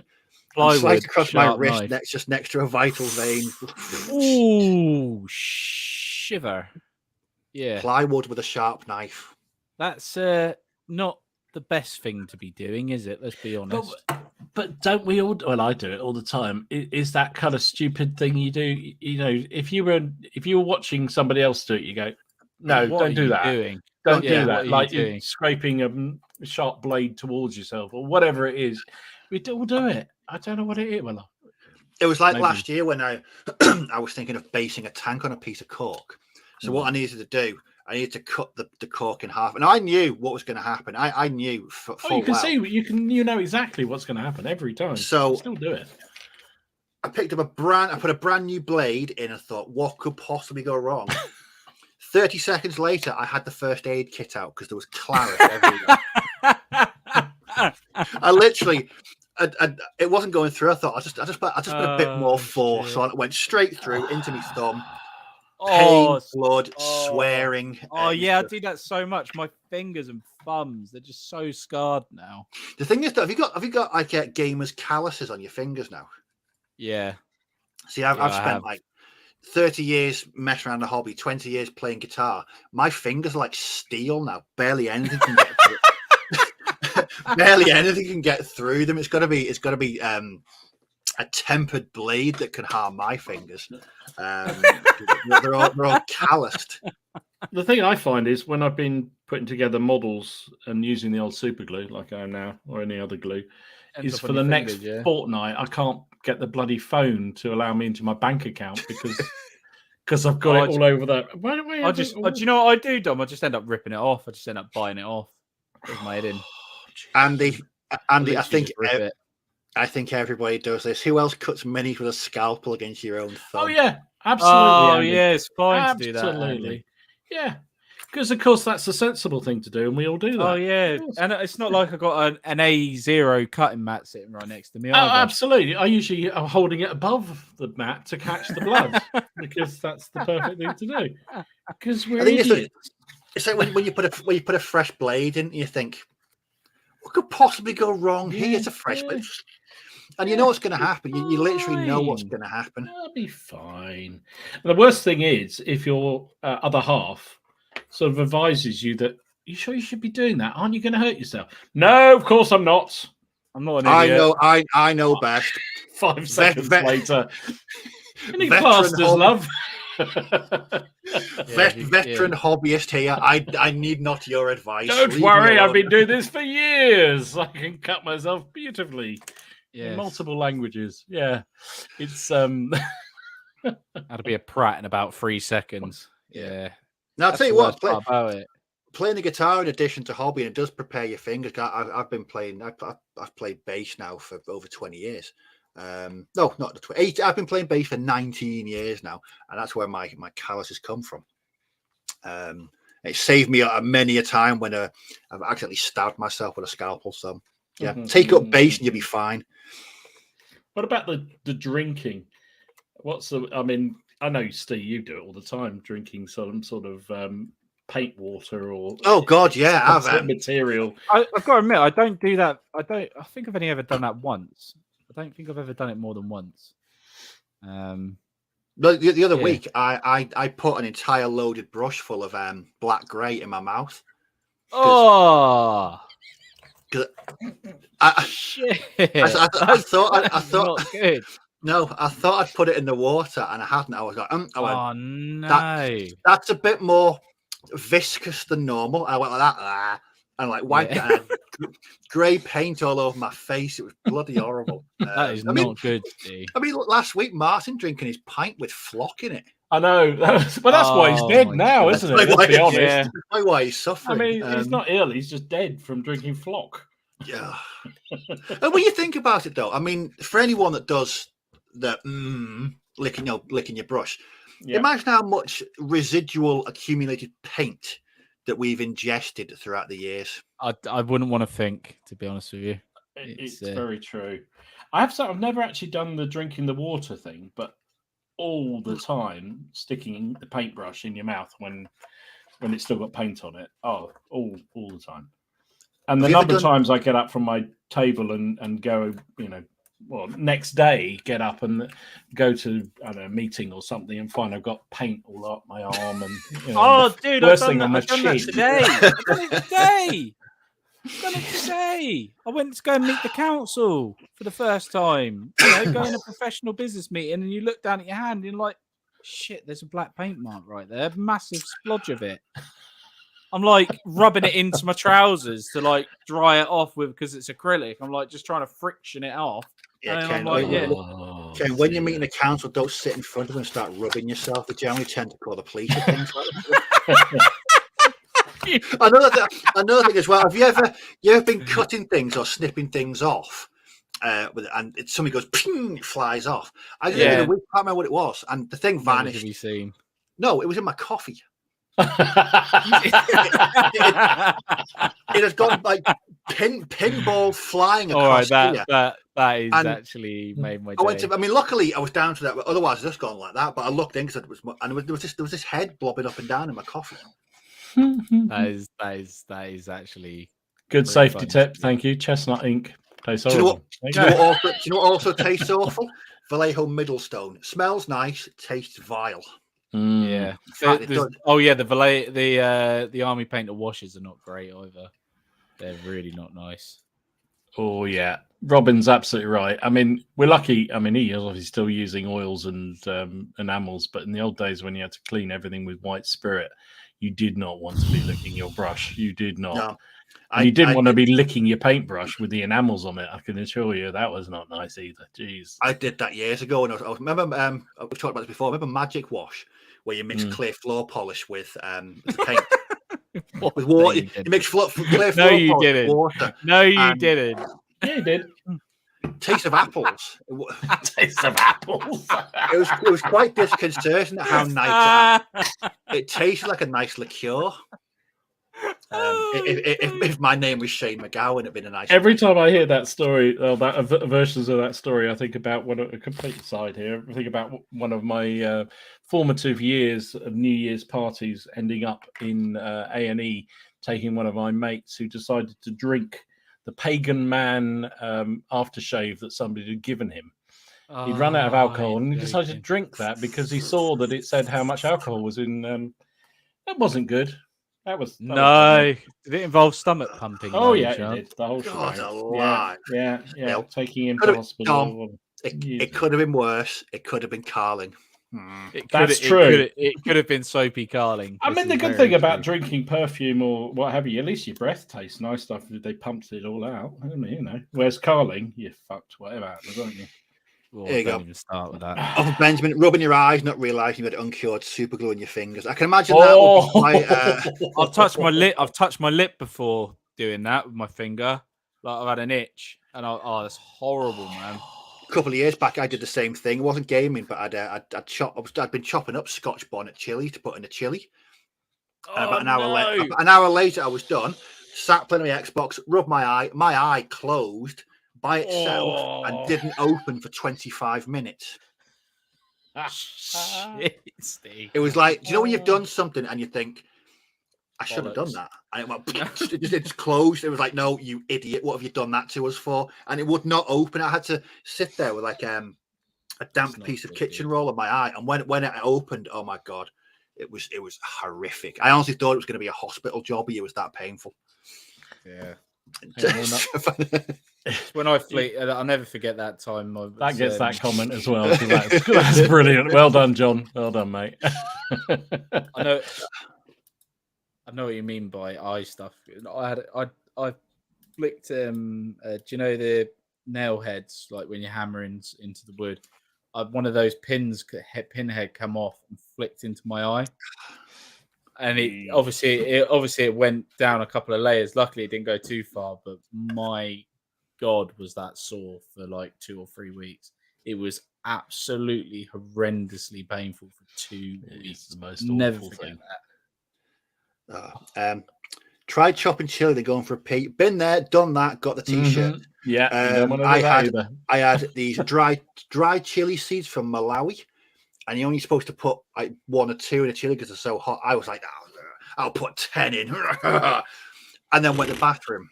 And then, I was too scared to look. It was absolutely horrific. Oh, hang on. We're going to get some photographs. We'll listen to, we'll read, whose horror story is that? Paul.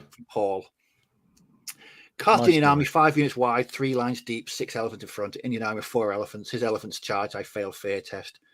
End of Carthaginian. End of Carthaginian army. That sounds like it would be something that had happened to me. Yes, that does happen. If I was using the PCP dice. Right, let's have a look at what you people have been posting on the Facebook group. I started off with. Sorry, I just got to show Jack's one here. Sorry, just before we go on. I've never played a game before. I was very nervous. Naturally, I knocked 3 of his units off the table with my elbow in the first 5 minutes. In between profuse apologies, I tabled him by the end of turn 2 with that. Oh my God! I wasn't invited back. I have never been more mortified. That is the star comment. Yeah, that sounds utterly terrible. We can't go more horrifying than that. God, that is pretty. Although, could we? Yeah, we can. There we go. Sorry, carry on with your pictures. So this is Andrew. Is that Lord of the Rings? I can't see from. Yes, it is, mate. Yeah, it is. That's orcs. I don't know anything about Lord of the Rings, so there we go. But they look rather nice. I like that big thing at the back. Alex, suitably evil. Troll. Awesome. Cave troll. Some really nice basing on there as well, Andrew. Top stuff. See, I would have thought you'd love to be a Lord of the Rings, Steve. I really would. No, I read. I was talking to Dom about this in Derby. I read the books when I was really young, and I watched the films, and it just doesn't interest me. I don't know what it is. It's never really interested me. These are what's are they 20 mil? They are 15 mil, I believe. 15. 15 mil piece PSC, Plastic Soldier Company, I think. Oh, right. Yeah. You did also post a picture of some 20 mil, which I think is where you saw it, where you were thinking. But right, okay. Let's have a look. So I just thought there'd been a bit of a foobar with the uploading photographs, but there doesn't appear to be. So what we got, Joshua, with some 15mm Germans. Look at those. Oh, Joshua, you've very nice yourself. That is lovely. Very lovely nice stuff. Mate. I know Josh has been very, very, very, very busy recently, so he's not had much time to game or paint, but that is fantastic work, mate. Absolutely fantastic. Can I just compliment him on his bushes? I think yes, they look fantastic. Yeah, that's pretty cool, dude. Yeah. Really good. Nice colour to see the yellow. Yeah, I like them. Yeah. Very nice. Now the next ones are just they're stunning from Gaza. Some of the Iberians. Yeah. Just look at those. Oh, Iberians. I bet those shield transfers are a right pain in the arse, those quarter ones. God. Well, Martin be wetting himself at the base as well. I like the fact that I like the fact that they're bright, but they're not overly bright. They just pop. Oh, Gaza, fantastic! And if you're in the Facebook group, go and look at the other photographs of them. That the entire thing is just beyond words. Of that good. Wow. Here's some classic Citadel Halloween stuff from Andy. Ooh. Oh, sweet! Oh, that is some classic. There's even a hex base at the back there. That is God, that's classic old school. That is very classic. That guy in the back, though, he just makes me think of Skeletor for some reason. I don't know why. He-Man. Skeletor. Now, I mentioned it before. And there's Joe and his Paraguayans. Just look at those. Yeah, it's nice. Steve, I feel you really need this in your life. I really don't. Do. Leave me alone. Stop picking on me. I don't need them at all. But Joe, mate, they are absolutely brilliant. Really, really good. And I've been through the range that the Perrys did. They're just so nice. Even though they're metal, they just look lovely. And the basing as well. We'll see the big red about basing. Yeah, Joe. But yeah, mate, stop posting stuff. You're going to hurt my bank balance. Up next is Martin with some monstrous zombies. Dom, is that right up your street? Where's its head? Yeah, there. It's got horns. Yeah, that's okay. That's not Dom. That's weird shit in Dom's category. That is weird shit. It's you can't say that's normal. Come on, that's not. It's not. It's different. Speaking of not normal, hey, look at this. Hey, that is normal. This is from Matthew, who fully blames Luke for his excellent game at CrackCon of Budges, Budgers and Badgers. Burrows and even badgers. more northern. I thought he was going to say Budgies and Buggers or something like that. Then that's a northern game. But that's a fantastic. That's a lovely armored hair there from Matthew. That is a lovely model. Yeah. Do you know what? That really is another game. That is another game system. I'm looking forward to fiddling about with some stuff and making some new files. You're not going to go 3D printing. You can't change perfection. They are. Oh no, I'm not going to change those. I'm going to try and come up with some really weird shit just to annoy you. Why not? Some more of Matthew's 30k stuff. We got. Yes, they're not blood. They're Blood Angel Recon. Yeah, Recon guys. They're nice, man. I love the colour scheme on that. Very, very nice. Awesome. Up next, more Burrows and Badgers from Miller. Look at this. Yay! Oh, yeah, man. Lovely. Yeah, welcome aboard, Miller. Yeah. Look, he's painted up. That's the CrackCon mini, isn't it? Yeah, it is. The Musketeer. Yeah, the Musketeer, yeah. Oh, that's cool, man. Awesome. Yeah. Absolutely brilliant. I love such lovely models. They are, man. I just love seeing people painting these. They're just brilliant. What's up next? Again, more awesomeness from Paul with some winged hussars. Oh, nice. Just Paul. Why do you have to do such a lovely job? I wish I could paint reds and yellows like that. It's just, I just can't paint half as well as that. Jeez. No. But again, if you're on the Facebook group and you haven't already seen it, he posted multiple photographs of this unit, and they're just ridiculously good. Throws of fire. Calm down, Andy. Calm down, Andy. Some 15mm from Pat. These are some tigers and some Jag Panthers there. Yeah, look at it. And some tiger. Love the late war scheme on that. Very nice. Very nicely done. And they're based painted or properly based. That's good. Properly based. Yes. Up next, some Bavarians from Richard. Oh, look at that green. Wonderful. Nice contrasting colours there. Yeah. Worked really well. Yeah, very nice. They're Victrix, aren't they? They are Victrix. Yes, indeedly do. That black's really nice. I'd love to know what colour that is. That's like a charcoal.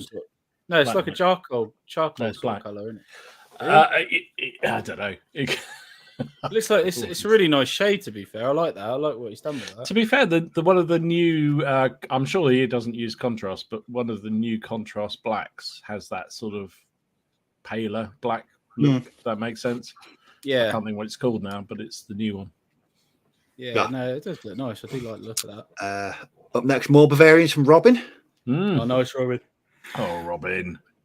I love that. It's just got what I like about that. He looks veteran. He looks like he's been. Yeah, he does.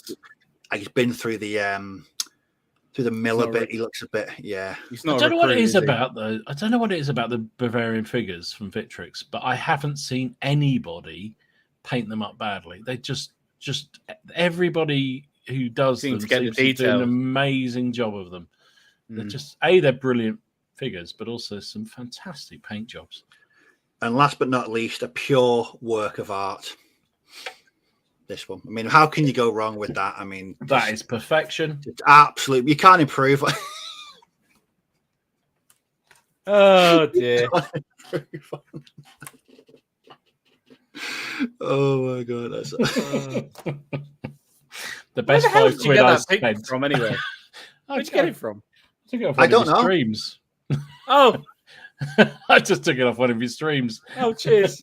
I think it was you and Stu talking about some crap. I don't know what you were talking about. Probably talking about. It was a nice picture.